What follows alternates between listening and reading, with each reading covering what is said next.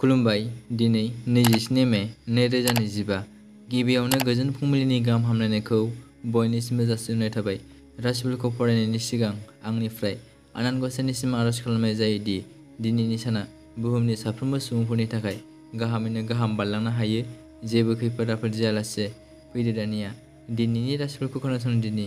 गिबियावनो दङ मेष राशि। गोसोखौ मानोबा गोजोननाय गैयै मोननो हागौ। गोसो हमथानानै सोलिनांगोन। मेष राशिनि खाफालगोनां अनजिमाया 3। बृष राशि। दिनैनि दिनाव रां खरसा खालामनांगौआ बांगोन।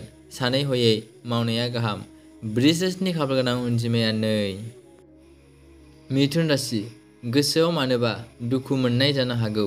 गोसो हमथानानै था। मिथुन राशिनि खाफालगोनां अनजिमाया 5। कर्कट राशि। मोजां रोंगौथिनि थाखाय मुंदांखा जानो हागोन। गोजोन मोनगोन। मोजां सान। कर्कट राशिनि खाफालगोनां अनजिमाया 6। सिंह राशि। जेखियानो मावा मुलाम्फाखौ मोननो हागोन। बे राशिनि थाखाय गाहाम सान। सिंह राशिनि खाफालगोनां अनजिमाया 4। कन्या राशि। मानिबा खामानिनि थाखाय अजद दैखांजानो हागौ। जेरैबो सांग्रां जानानै थानांगोन। कन्या राशिनि खाफालगोनां अनजिमाया 2। तुला राशि। फालांगियारि मावग्रानि थाखाय गाहाम सान। मुलाम्फा आरजिनानै लानो हागोन। तुला राशिनि खाफालगोनां अनजिमाया 3। वृश्चिक राशि। मानिबा आसा खालामनाय दङब्ला फेलें थांनो हागौ। गोसोखौ सान्थि गैयै मोनगोन। गोसोखौ हमथा। वृश्चिक राशिनि खाफालगोनां अनजिमाया 7। धनु राशि।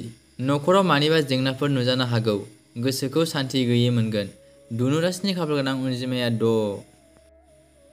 मकर राशि। मावबाय थानाय खामानियाव जौगाखांनायखौ मोननो हागोन। फारफ्रोमथिंबो मोजां। मकर राशिनि खाफालगोनां अनजिमाया 2।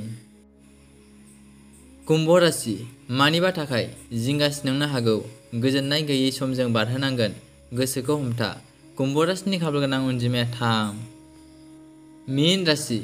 बायदिसिना रोखोमनि जेंनाजों भुगिनांनो हागौ। जेखियानो जाया गोसोखौ हमथा। मीन राशिनि खाफालगोनां अनजिमाया 8।